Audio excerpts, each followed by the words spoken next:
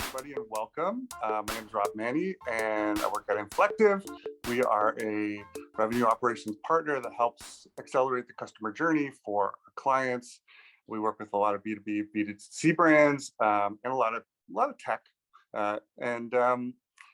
This workshop, or this webinar, really started from a conversation that we had a little while ago, and we think it's an important topic. KPIs. All the things that will help an organization determine how it's successful and how it can grow. So I'm going to pass it over to our host, Jess, and then and then we'll let the guests introduce themselves. Perfect. Yeah, so as Rob said, we're really excited to be here. We ask that you kind of keep your questions and comments. Feel free to throw them into the chat, and we will either address them as we go along, or towards the end. We will definitely leave about 15 minutes at the end for your questions as they come in, and we'll do our best to answer them. But beyond that, we hope you enjoy. So why don't you kick us off, Joseph? Tell us a little bit about yourself, and then we'll head over to you, Jen. Thanks, Jess.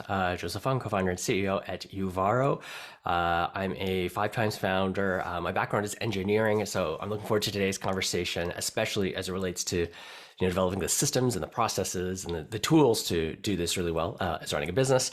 And I've had the fortune of running data and analytics for everything from when it's 3 of us in a shop trying to build our app through acquisitions and scaling past $1 billion in revenue and the data that associated with it. So this will be near and dear to my heart as we dig into data and metrics. And hi, everybody. I'm Jen, and I'm also a multiple-time founder, but only 2 times for me, so not quite as many times as you, Joseph. But I'm co-founder and head of marketing of Works, and we're an early-stage software startup.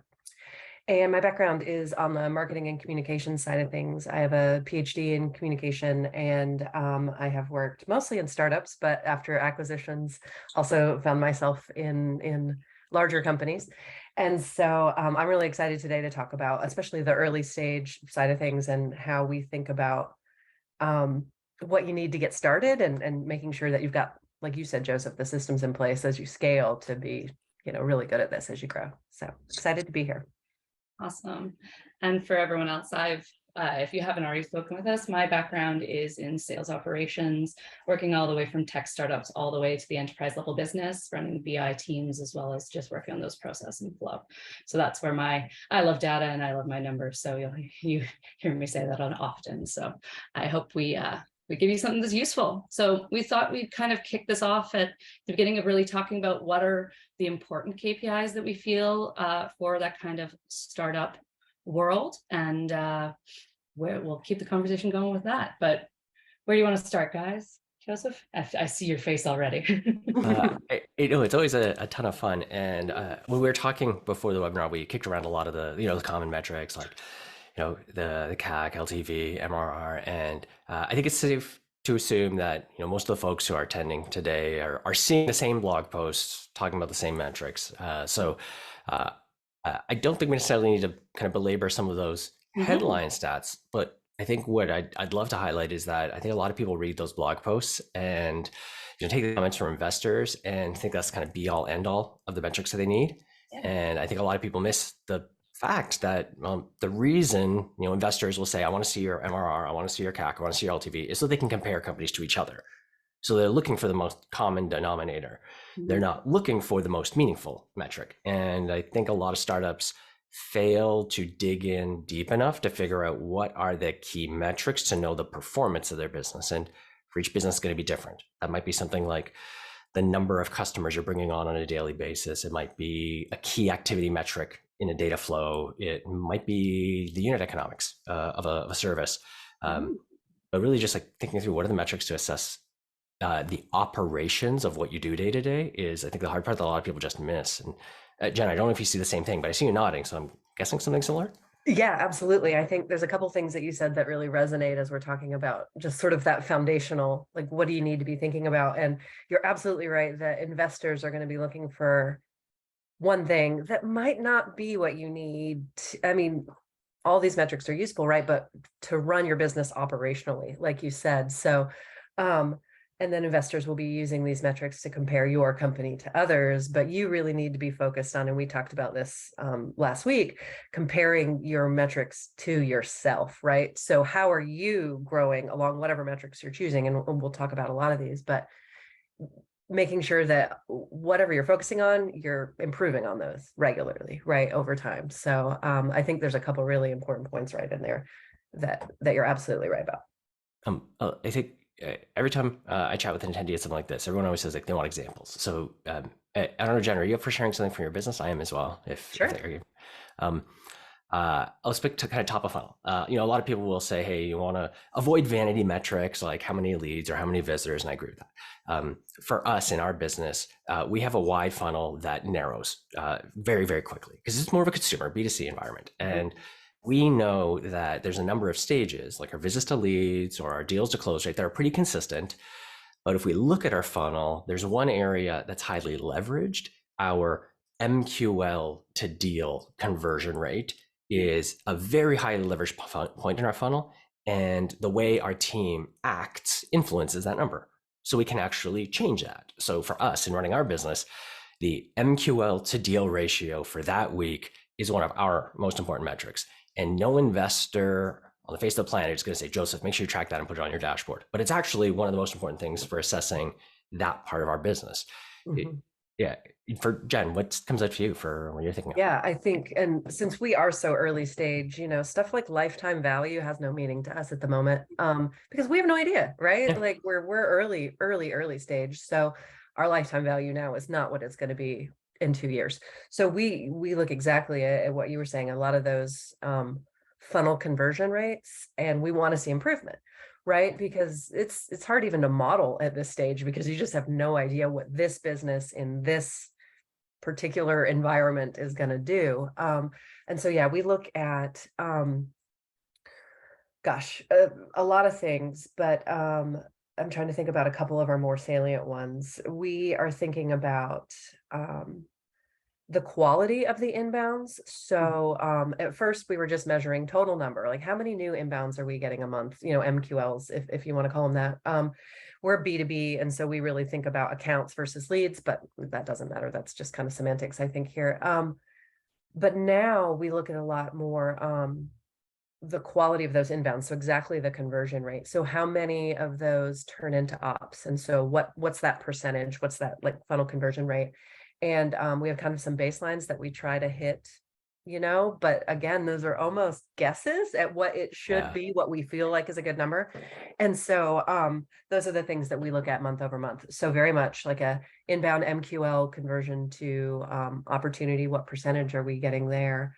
And then what percent from opportunity creation to late stage opportunities. So ones where, for us, that's probably, I think our ops have 5 stages, but the stage 4 is usually a verbal commit, and so then we're in, finance and contract negotiation. So what percent of ops created get to stage 4 and then close, of course, close one revenue. And we want to see increases in that quarter over quarter, because that's something else to think about, right? For each business is how quickly do you close deals? We don't close a deal every day. Our sales cycle is probably 45 to 60 days right now. So you can't even look at that month over month. That's kind of tricky. So I think for everybody, it's going to be a little bit different there. So those are a couple that we look at right now.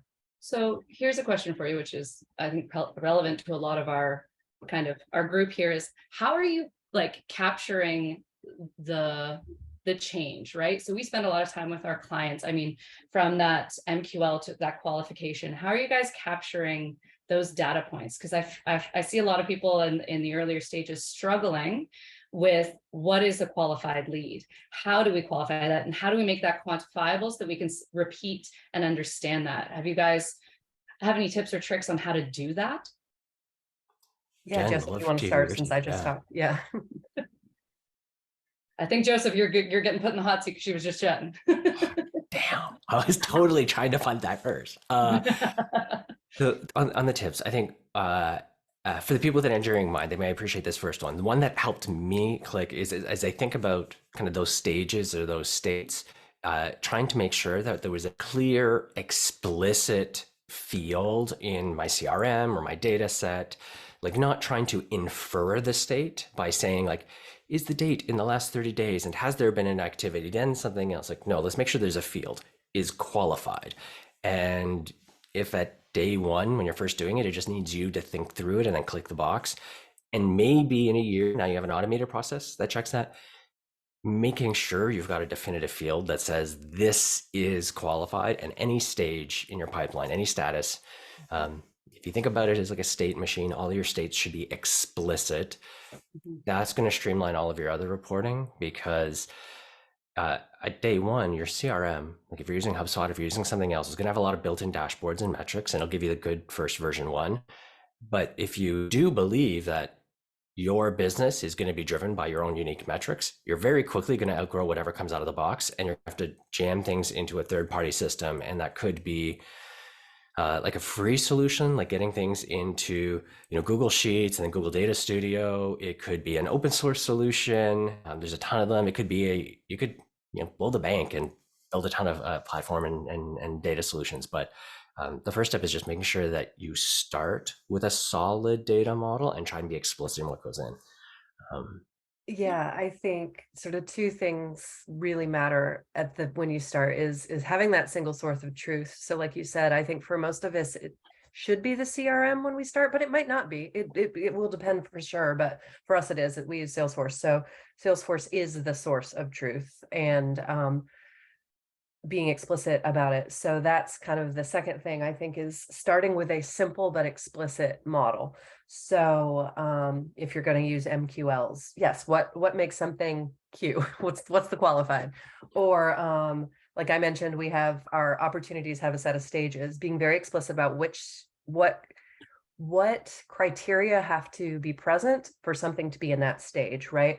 Making sure everybody knows those things. And then, there's a field in Salesforce, something happens, whether it's manual or automatic or automated, that moves things, marks things by stage or qualification or whatever, so that, you have that single source of truth that then you can draw on as you grow and that you can use for reporting. Right now, most of what we do is in Google and our Salesforce dashboards, but later, as you get more sophisticated, right, you will have other tools probably that you're using. So having that single source of truth, single source of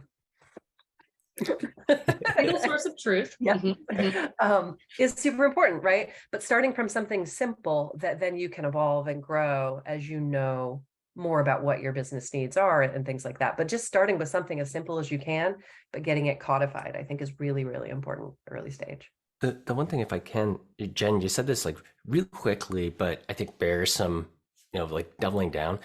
That single source of truth choice actually is just so profound. I love how you're a lot of conviction there. You're like, hey, Salesforce is our source of truth. We use Google BigQuery. That's our focus source of truth. And I think a mistake I've seen other entrepreneurs make is not take the decision seriously, like not realize the gravitas of deciding what is their source of truth. They say, I don't know, we used Copper as our CRM, so now it's our source of truth. And they do it recklessly. And then in 2 years, and 3 years, and 4 years, like, oh my goodness, we got to replace this core system. They got to replace their source of truth, and everything breaks down. That's hard. And, when you're a new company and the early stages, you might not know what you're going to need in a few years. So what is your single source of truth now? Is that going to be true later? But you're right. The cost of switching that is huge. I mean, we all know. We've been in organizations where we've had many different sources of truth, or we've had 11 Salesforce instances that we're trying to make talk to each other. Just a hypothetical example. But so the more you can do to set that up clean and simple and commit to that, and the earlier you are, the better that's going to be later, for sure. Because it's not a decision to be taken lightly. Should be an intentional decision, Joseph. You're absolutely right. On that, and part of the reason why it jumped out to me was I recall us saying we're using HubSpot.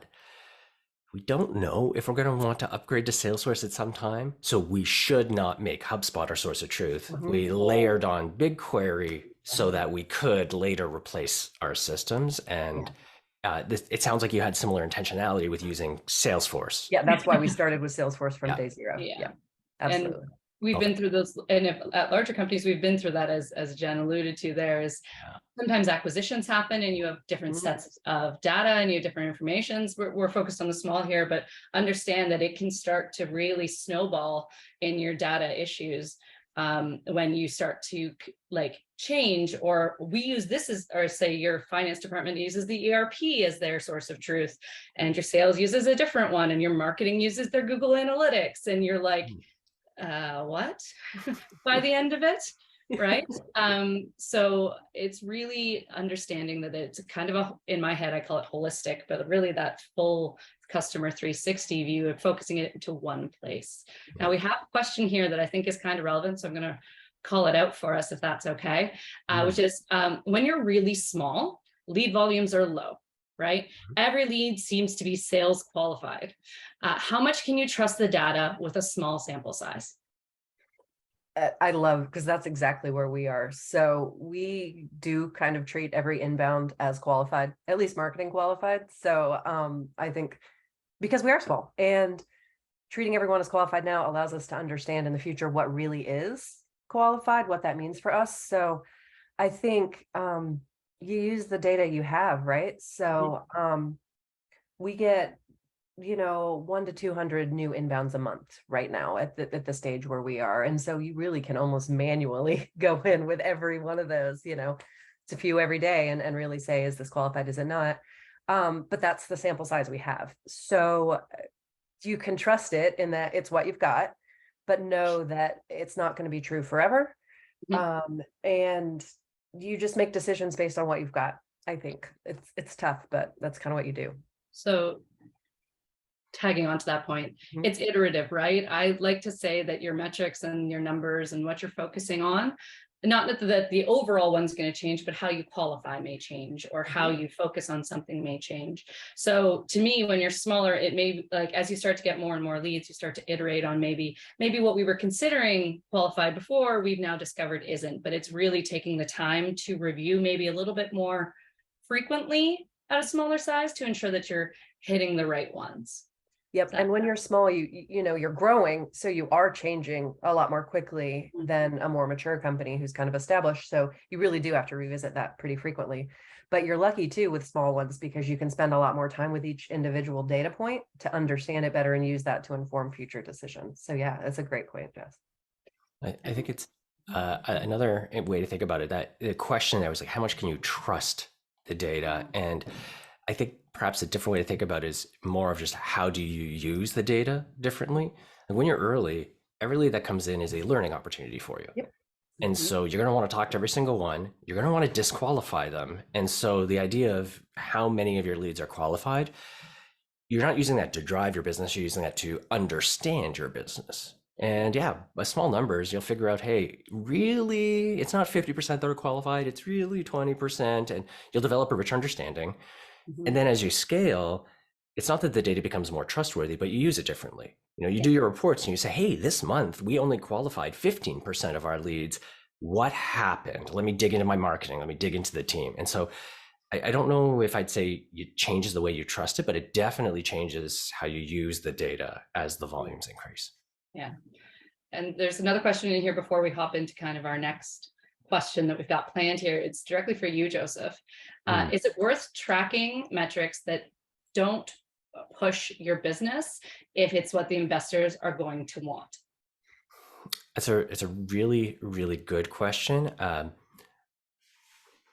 The glib and the simple answer is yes, but I think the underlying answer is you need to develop, and I believe this for every single company, kind of like how every company has to be a marketing company, like you have to know how to market, like every company has to be a data company. You need to be really, really good, and it has to be really easy for you to just pull up on a dashboard or on a report a new metric. Right. So the idea of an investor saying, hey, I really want you to track LTV or CAC or MQL to deal ratio, you should set up your habits and your system such that you can really quickly, I mean, in a matter of minutes, just click and add that metric. And so that question, the idea like, should I put the effort into tracking something? It really shouldn't be any additional effort. The goal should be try to set your systems up so that you track the metrics that are most important. And if an investor, if an advisor, or somebody says, hey, I'd love to understand this thing, it's really easy for you to add it on. Because it might be irrelevant, but it might actually be a really useful insight. And I think the inverse of that is also true. Like your investors are pushing certain metrics, which you will track for them because that is what they want. But there are going to be other ones that they don't want that are important to operationally and run your business, right? Just because they only want to see these ones doesn't mean we don't need to be looking at the others. So I think the flip side, we're saying the same thing. On that, Jess, just to kind of put some like raw numbers to it, on our board decks, our dashboard of KPIs, like the first slide in our deck, has about 12 metrics that we include on it, and our quarterly dashboard for the board has like another 10 metrics. Internally, our weekly dashboards that we review have about 50 different metrics that we review. And yes, like we aim to have them all automated so that it's not a laborious effort. It just happens. And then we're choosing what we're sharing with investors. And when you see an issue or you see something that's kind of wonky, you can easily take a look and dig into it. Yeah. Okay. So we kind of covered this already, so we won't spend a ton of time, but really there are different metrics you look at different stages of your startups, right? So that initial stage, the secondary, like when we're starting to validate, and then after you validate and you start to grow. Is there anything you guys really wanted to call out in that situation, or you want me to keep hopping on to further questions, which we can? There's so much that we could talk about there. I'd be curious too if anybody listening wants to dive into particular stages and things that we might look at, like the very early stage before you have product market fit, before you have market message fit. You know, you're not totally sure what you're tracking, right? There could be lots of things, and then as you kind of mature, there will be different things that you look at. So if anybody does have like particular phases or company stages we could dive into, please let us know. We'd be happy to talk a little bit more. I don't know, Joseph, do you have anything that kind of stands out that you want to address? Some of the things that jump out for me are, as a company matures, like they're getting to that kind of Series A and up stage, that transition to unit economics. I keep seeing a lot of founders who don't fully internalize like for themselves and don't run their business according to some of the basic financials, like around your gross margins, EBITDA, the contribution margin of each product or each unit. And it's really important as a company that you start thinking about those early, because it's not that they're the most important metrics early, but you're going to make decisions that influence those metrics. So a really good example, if you build a team and you tuck them underneath customer success, a lot of your investors are going to say, hey, that should be above the line. That's part of cost of sale. And it comes out before you calculate your gross margin. And whereas if that team you built is part of your product organization, most investors will say, hey, great, that's part of ongoing operations. That happens below the line. Your gross margins look better. Now, when you're going out to talk about the story of your business, you're going out to raise, it's a much easier story. Those sound like really simple, basic things, but if you've got the right financial leadership who's bringing the right attention to metrics, all of your product metrics, all your conversion metrics will tie well to your financial metrics. And I think that's a lens that a lot of people don't catch early on, and it can make a big difference to your fundraising cycle and your fundability. I think, and even before you get to some of understanding some of those unit economics, the couple foundational pieces that you'll know even earlier or should be tracking earlier would be like retention and churn, but GRR versus NRR, and really knowing, are we expanding our customer base? Because I think that will be a fundamental piece of understanding those company unit economics as you go. And then the CAC, the cost to acquire a customer, which is going to change a lot, right? You're going to spend a bunch to acquire your early customers because you don't know what works. Or maybe you won't have to spend anything and they'll come to you. If so, lucky, good job. But then the payback period for that, you'll start to really understand. And I think that becomes important.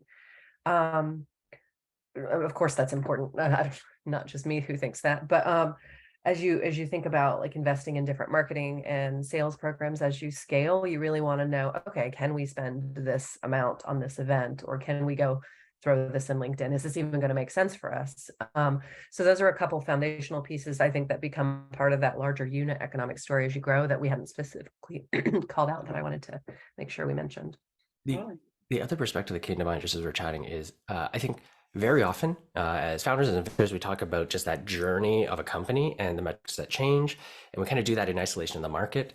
I think right now we're also in the middle of a situation where even if a company stays static, even if it doesn't grow or doesn't change, the market conditions are changing. So the metrics they're going to have to track are different. Like Yeah. a year ago, everybody cared about your growth multiple. Like, what was your run rate last year? What's the run rate this year? Are you doing 3x growth? Like that's like the top line metric. This year, we're seeing a lot more investors talk about, some people call it burn ratio. Some people call it other things, but the idea of like, how much was your net burn over the last month, the last quarter? How much new recurring revenue did you add? Like if you burned $500,000 net and you added $500,000 in ARR, that's great. That's all. If you added $1 million, that's even better. But if you burned $500,000 and you only added like 50K in ARR or 100K in ARR, that ratio is not as good. And we're hearing more investors ask questions like, what do you think about the relationship between your burn rate and your growth rate? And they're fishing for those kind of metrics and that kind of perception. So I think as founders and executives, we're going to be held accountable to a different understanding of our business than we were a year ago. Yeah, we can't just throw money at things quite the way we were a year ago. Headier times back in 2021 and early 2022, for sure. And I think the growth rate thing is interesting too, because, it's a lot of businesses are struggling to struggling on inbounds and struggling on pipeline creation right now because so many budgets are frozen, or if not frozen, at least slimmed, especially for, I'm sure this is true in many industries, but for those of us that are selling to B2B companies, it's a tougher time to sell right now. And so, the expected growth rate for new revenue or expanded revenue is definitely going to change in given macro conditions right now, right? And so I think being able to understand that and tell that story in a compelling way to investors is going to be really important, because it's just tough. It's just different than it was a year ago. And that's always going to be true, right? We're going to have these times that change. So you got to figure out what that means to your particular story. I think it's exciting too, though. The people who figure it out, who get this better, are just raise money easier and faster. Best time to start a business is when the economy sucks, right?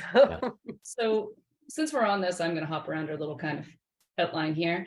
Let's talk about investors. How do you make it so your data travels? How do you tell your story? How do you use your data to make it a story for your investors that they can get behind? Thoughts? The interesting thing I'd share is it definitely depends. It changes when you're in a fundraising mode versus not a fundraising mode.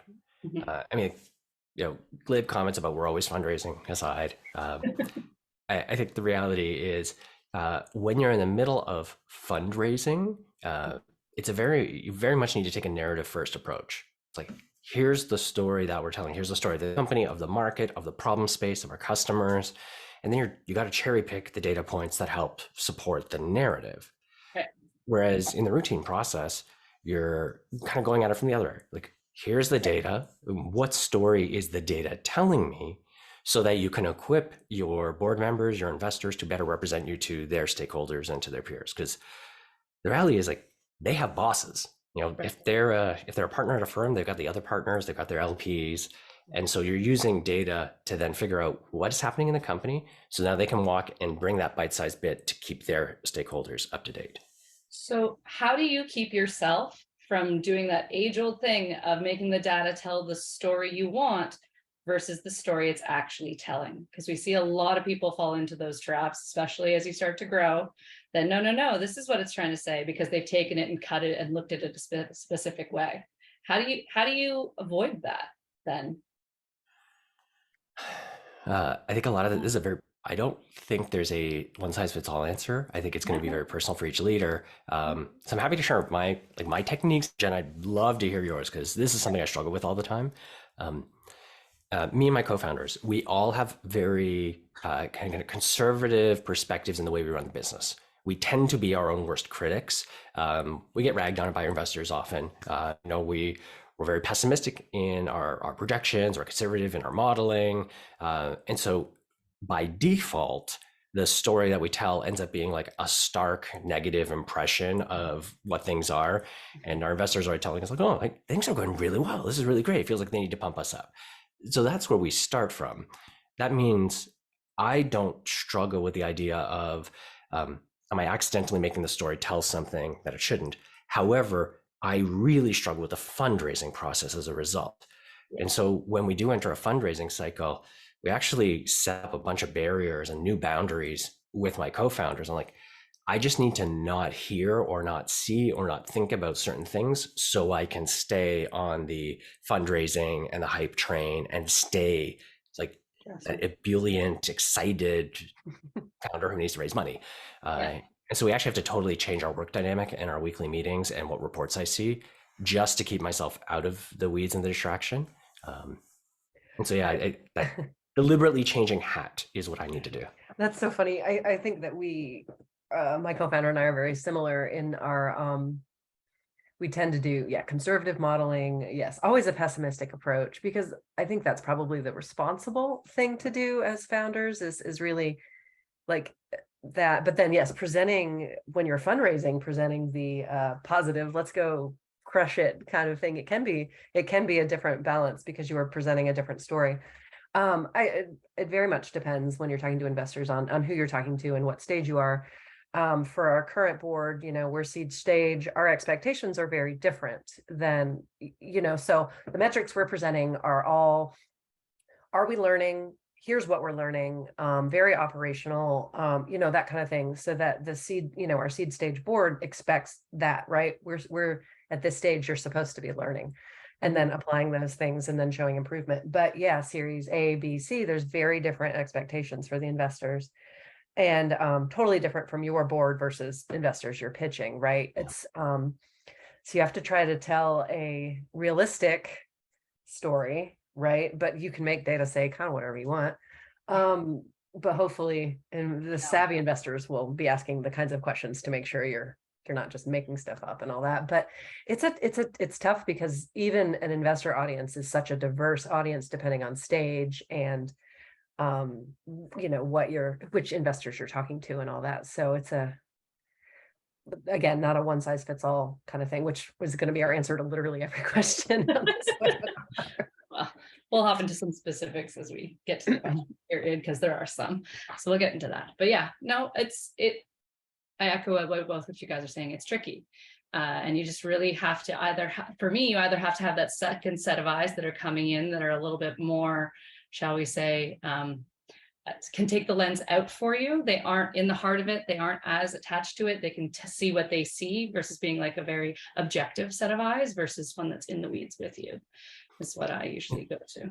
A good analogy that one of my advisors gave us, it was like, if you think about the idea, like you're driving down a highway, you're on your way to a vacation, you're driving. It's like when you're reporting to the board, you're kind of reporting on like the state of the car. Like, are you speeding? Do you have gas? Are you safe around you? You're heading in the right direction.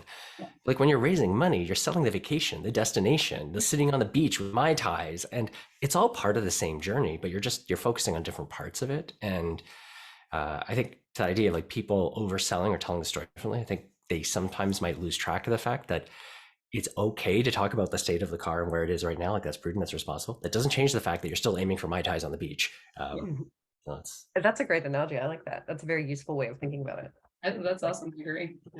All right, we're gonna keep rolling here. Let's talk vanity metrics, because they happen and they may not be as important. They are important, but they may kind of direct you in the wrong way if you're focusing on the wrong thing. So I feel that marketing really lays into that a lot, Jen. So we're going to come over to you kind of first here.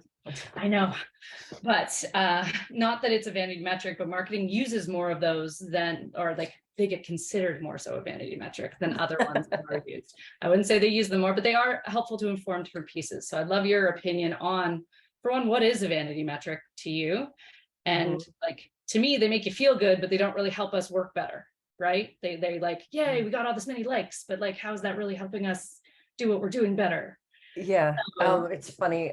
My previous startup, and I ran this from 2008 to 2018 when we sold it. So it kind of puts you in the time period where we were, was social media analytics and listening. And so dealt a lot with vanity metrics there, because when we think vanity metrics, a lot of the first ones we think about are social media metrics, follower counts, engagement counts, stuff like that. For me, the thing is, I think there is some use in some of those There are. metrics. So Yeah. it's very much what you do with them. So are you just saying, oh, hey, we have 1 million followers, look at that, that's great? Or are you saying we have 1 million followers, which resulted in, X visits to our website, which led to blah, blah, blah. And I think it's really about, again, we've been saying this word a lot, but how can you operationalize that to your business? So, vanity metrics are only vain if they're not connected to results. And so it depends what you're measuring. But for me, we don't report on social media stats except to say, this number of inbounds came from LinkedIn campaigns. And we can say that LinkedIn sourced X, of our pipeline this month, stuff like that. So we use them sort of a little more for attribution versus anything. But I think for other people, depending on your business, some of these things that we call vanity metrics might not actually be all that vain, depending on how you use them. But Joseph, I'd love to hear. I know you have thoughts on this. So It's the same thing. I totally agree. Mhm. I think the phrase vanity metrics the idea has been tied up to a certain class of metrics. Like, and we saw it right now. We just talked about social media. We talked about likes. We talked about followers, YouTube views, all these kind of things. I don't think it's actually about the source of the metrics. Is it social media? Is it all? It's really just the idea: is it useful or is it not? And I think there's some really good gut checks. Like, if you have a metric that's on a dashboard that you never look at, well, it's probably a useless one. It's probably a vanity metric. If you added it to a dashboard because it looks pretty on a TV on the wall, it's not useful. It's just there for decoration. It's quite literally a vanity metric, right? Yeah, exactly. And honestly, it could be something like your website's uptime. If you never look at it, but it looks pretty on a dashboard, it's just a useless metric and get rid of it. But you might have a business where the volume of your likes or your shares on Instagram is actually pivotal. Maybe you're an e-commerce brand, it's B2C, and you really need that influencer space. And those metrics are how you live and die by your numbers, especially in the holiday season where it's going to drive a quarter of your annual sales. And yeah, it really does come down to, is it a metric that you're going to use? And I think every department is guilty of it. Putting something on a dashboard that they never monitor. And I should be really true. It's not that each value is valuable, but sometimes, like, is it something that change differs? Like, maybe you've got 100,000 followers, and what matters is that it doesn't suddenly one day drop to 20,000. Yeah. And so long as it doesn't drop, things are good. That's okay. That's still monitoring it.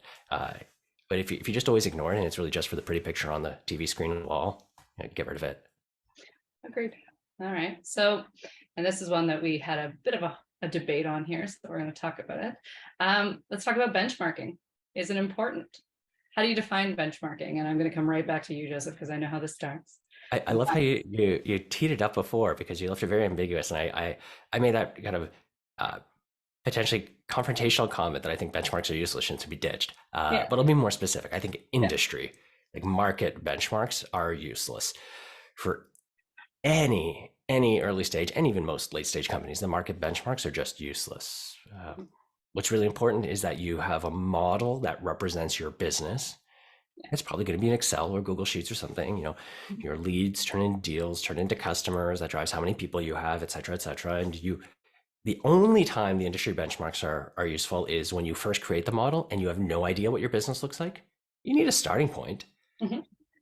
But we're always going to be wrong, and every business is going to look different. And so it's not about, does your business look like an industry benchmark? It's actually just, does the business all hold together? If your model does all these things, can you still turn a profit? Can you still run it at scale? And then at the end of the day, it's how are you performing versus what your model is. And ideally, real life and your model get closer and closer together over time. And the industry benchmarks don't play a role in that. It's just what your business does. So it always frustrates me when people get hung up on it. Like, oh, my click-through rate should be this because that's the benchmark. It's like, no, don't. Oh, that drives me crazy. And that relates sometimes to the conversation we've been having in investors too, because they kind of have to look at benchmarks, because an investor has an entire portfolio of companies. You're just one of them. And, they come to expect sort of certain benchmarks that's for certain metrics of companies of a certain size and shape, right? But for you running your own business, the only benchmark you really need is your previous performance, right? And so thinking about benchmarking against yourself, I think is really useful, is seeing improvements and getting your model closer and closer to reality too, I think is really important. But I mean, it's another one of those where benchmarks only matter to certain audiences, I think, which means they're a reality you're going to have to deal with sometimes. But when it comes to understanding what makes your company, what's important for you to be measuring for your own performance, yeah, industry benchmarks are tough. All they're going to do is make you feel bad sometimes too, right? Or great Or for no good. good reason too, right? You're like, oh, look at my email open rate is way above average. And like, that's just garbage. Those are just robots opening your email. It doesn't count, stuff like that. So I'd go further, actually. I love the way you call that out, because I think if you end up obsessing over industry benchmarks, you're setting yourself up to fail. You're setting your company up to fail, because any benchmark, like just numerically, is the average in the industry. Like the people who are average are hitting the benchmark. And then if we recognize we're going to get things wrong, like we're not going to bat 100% every single time. If we actually designed our business to hit the metric every time, that means we could hit average every time. And when we miss, we're going to be significantly below average. We're just setting ourselves up to fail. Like we really need to do the time to think through, how does our business work? And some of the core things in our business are going to be dramatically better. Like if your email open rate is just way better than the industry, that's a good signal. You can invest more there, but don't get lazy and then just let it gravitate towards that average. Like really leverage it up. And there'll be other areas like the click-through rate, but maybe the close rate on those deals is lower than the benchmark, and that's okay because that's how your business works. I think you have to take into account too where you're at, right? We talked about this, the different stage of the business, right? If you're trying to use industry benchmarks and you're just starting out, that means you don't have the user base to even get these numbers, right? Like you don't necessarily have the ability to even compare to these things. So I think it's also really keep saying it, holistic view of where you're at as a business and how that aligns to the data that you have is a big piece of it. But yeah, great. So we're kind of getting towards that point in time where we usually like to open it up for some questions. I have one, but I know, and I've read it and I really want to answer it. Oh, so. Okay. So never mind, we'll do that. I was going to ask if there's anything else you wanted to touch on before we start answering the questions, but Jen, why don't you take it away? Do you want me to read? I'll read it out and then you can go forward. All right. So market message fit is interesting. So we're going back to our conversation just about metrics that about 20 minutes ago. We are small and are literally throwing everything at the wall message wise, and we have no idea what's working yet. How do you measure this? Is it just from talking to sales? Is there a combo of metrics that clearly shows it? What do you think? Go, Jessica. I love this question. Message market fit. I would do a whole webinar on this. And it's something that I spend almost all of my time thinking about as an early stage startup head of marketing. And something we've been dealing with a lot at Gradient Works. And so there's a lot of ways you measure it, but yes, we're doing the same thing, throwing everything at the wall and seeing what sticks. And so we figure out what sticks in a variety of ways. So our customers are businesses, usually sales, revenue operations. And so we are in a lot of communities with those folks, different Slack communities, lots of stuff on LinkedIn. And we do a ton of content. We write blog posts, we have ebooks, we have webinars, we have podcasts, we do all the stuff. And you start to get a sense when you do a lot of those, what people react to, right? Then whether that's engagement on LinkedIn, responses in a Slack channel, downloads of a piece of content, on your website, it becomes pretty clear over a period of time, the sorts of things people are responding to. You can test this with ads, put up different messages and see, but we track basically content engagement. And we have a lot of conversations in the early stage, which I think is a very good practice with people who could be customers, but we're not trying to sell them, right? Customer development conversations. My co-founder and I talk to lots of different sales and revenue operations leaders just to feel them out, right? And so we try different pitches. Pitches is kind of the wrong word, but different messaging angles, right? We ask them questions, we see what responds, and then you also start to find trends in that those conversations, right? And so from there, it becomes just understanding the resonant messages. And so sales is one place to find that, but I shook my head when you read that part of the question, Jess, because Mhm. Sales is trained to hear objections. And you cannot frame your point of view, your company position just around objections, because then you become it's a reactive stance, not a proactive. So it's great to get that information from sales, but they can't be your only source of data in this, because your job as marketer or founder is to really identify your company's stake in the ground, your point of view, what makes you different. And you can't build all of that based on kind of the sales objections, which is what sales is going to hear first, right? Because that's the thing between them and the deal. And something we can talk about a lot more later, but on a separate conversation. I'd be happy to follow up with the person asking this question. But anyway, I get very excited about this, but I think those are a few of my initial thoughts on how you measure message market fit. Awesome.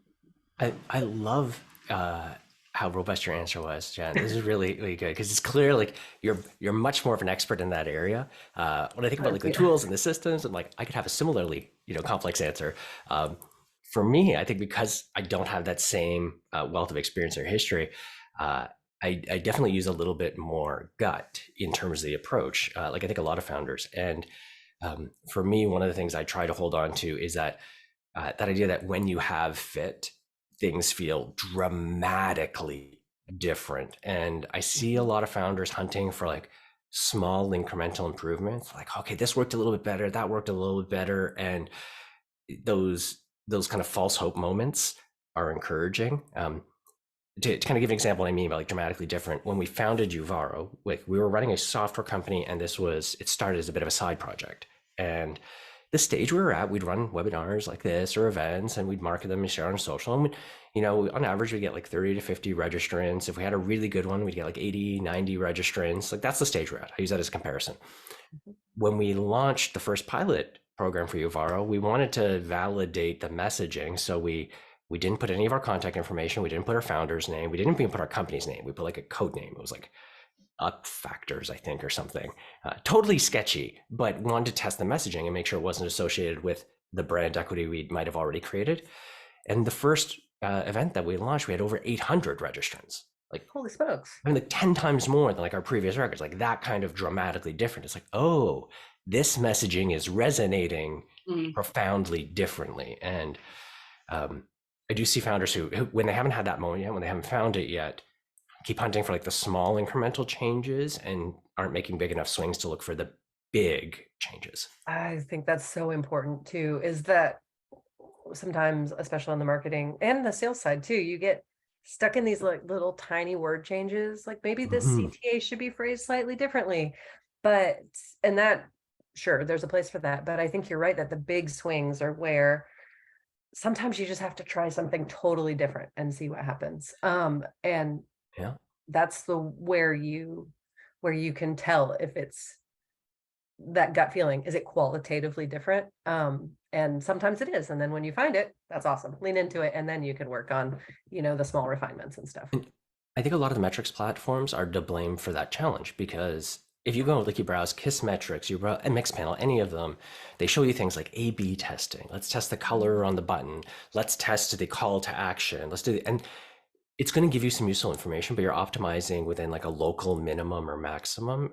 It doesn't give you the chance to step far outside. And early on, your job is to make these big leaps and figure out like what are the big shapes, not to refine. That's for future scale. Yeah, great. I love that point. Yeah, because we get stuck in that stuff sometimes, measuring, and you're measuring tiny changes, which will have an impact on your business at a certain size. But when you're still small, it's not going to matter. I'm sure the team that runs our design reviews is just getting frustrated that I'm saying the little words don't matter.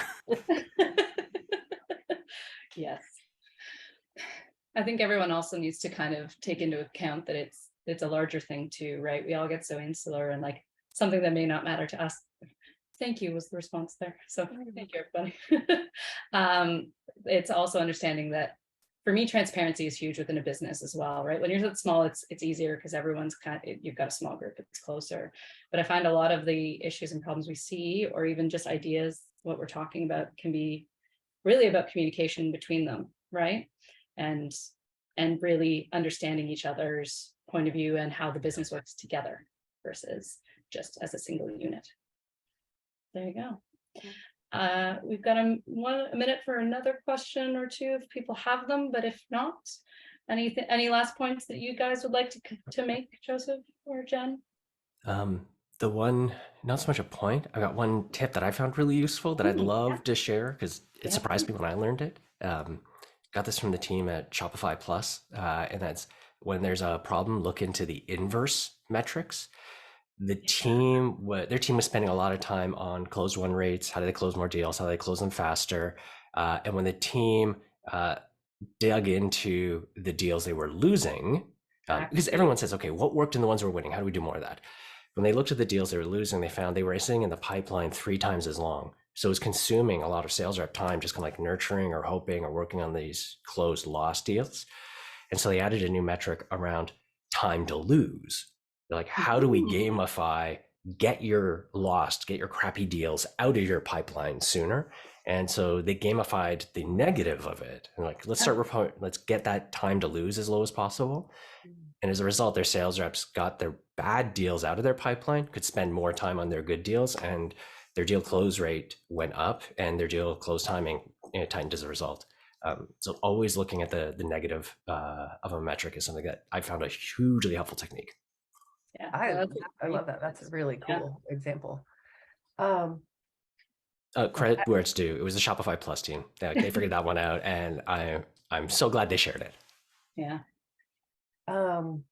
I can agree, though. The absence of things is also an idea, right? It's very hard to track in systems. It is very hard to do without more complex analytical programs or being able to really dig in and model things. But sometimes the absence of something is something itself. Now that's getting really out there for everyone, and we don't want to confuse you, but just to tag on to what Joseph was saying, it's a good thing to pay attention to. I love that kind of esoteric thinking. It's great. I guess I will sort of add on to that by saying, a lot of what we've talked about is quantitative. KPIs, we're talking about dashboards and data and metrics, and those things are quantitative, but I would not ignore the qualitative. And this is just sort of almost another side of what you just said, Joseph. But in your pursuit of data and truth and all that, don't ignore the things that can't be easily numbered. That's still data. That's still worth being tracked and monitored and analyzed and understood. It's messier. It's not as pretty in many ways, but is still super important. So finding somebody on your team, if that's you or there's someone else who is good with qualitative data, I think also can be a real boost in early stages, because not everybody is good with that kind of data. It's just so different from what we talk about normally when we think about these KPIs, but I think is super, super important. So being able to incorporate that into your data storytelling, I think is really, really useful. I'm so glad you called that out. As we think about what we do with data and items, I'm so grateful every day. One of my co-founders studied archaeology, and that idea of digging into the past, the stories, the artifacts, and pulling out those patterns, we see it every single day, 100%. Thank you for calling that out, Jen. Yeah. That's what I studied. There you go. There you go.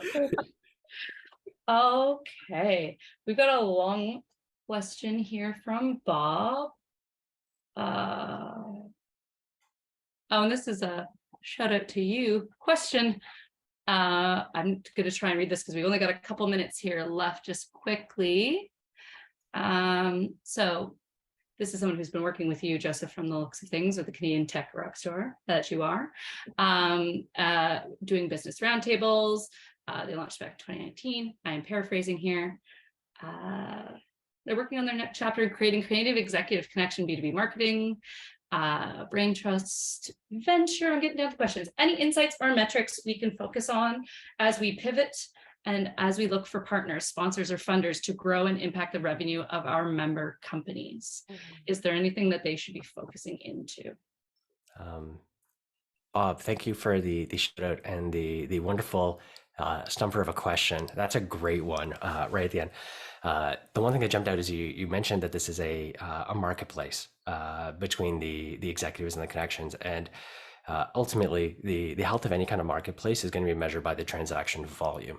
And so if you want this to succeed, making sure you've got a high velocity, a high volume of transactions happening, not even like the dollar value of the transactions or the naturing of it, but just making sure you've got good KPIs on what you consider a transaction. I'm going out on a limb here. I'm guessing it's things like introductions or deals or referrals. And so having the tools to make those things happen, but logging what is the rate of those is going to be really helpful, because ideally, if a marketplace, if a network's working, the number of transactions per participant in the network should grow. So the transaction volume should accelerate faster than you grow the network. And I mean, that's what I'd start on, because if you can see those things happen, your partners and members of the marketplace will come to you. But if you've got a marketplace, it's got to be driving transactions. Awesome. Jen, do you have a take on that? I'd welcome your perspective. I really It's a tough one. I feel like anything I say would just be me talking to take up space. I love what you said, and I feel like I'm going to leave you as the expert on that one. All right. We are coming up to time here, but we wanted to thank everybody, and especially our lovely panelists, both Joseph and Jen, for being here with us. If you have any questions, please feel free to reach out, fire us an email. We will connect you with whomever it needs to be with. We really appreciate it, and hopefully we'll see you all again soon. Thanks again, everybody. Yeah. Bye.